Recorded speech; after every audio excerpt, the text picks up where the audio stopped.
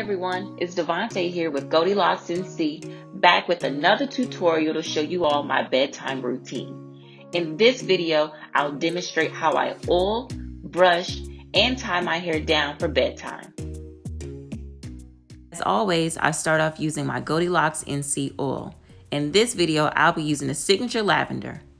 I use the dropper to go through and place drops of the oil throughout my scalp along my parts.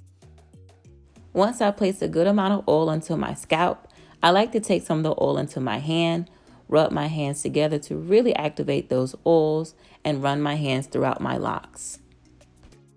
Please keep in mind, although I'm pretty liberal with the amount of oil that I use for my locks, you can use as much or as little as you like. One way to help evenly distribute that oil throughout your locks is through brushing. You want to make sure that the brush you use has very soft bristles.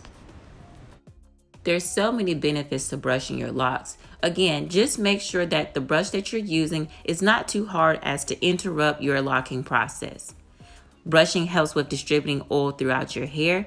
It helps with frizz, as well as fighting that dreadful lint we all hate.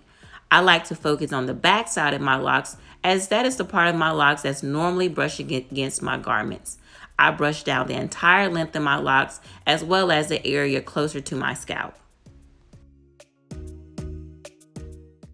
Now that I've oiled and brushed my hair, it is now time to place my scarf and bonnet. I use both just because we all know bonnets tend to slip off in the middle of the night. So in order to better protect my edges, I first go in with a silk scarf and then follow up with my larger bonnet. I gather my hair up and then I place it into my bonnet. The bonnet that I use, I got from a local beauty supply store and is an extra large. And that is my nighttime routine.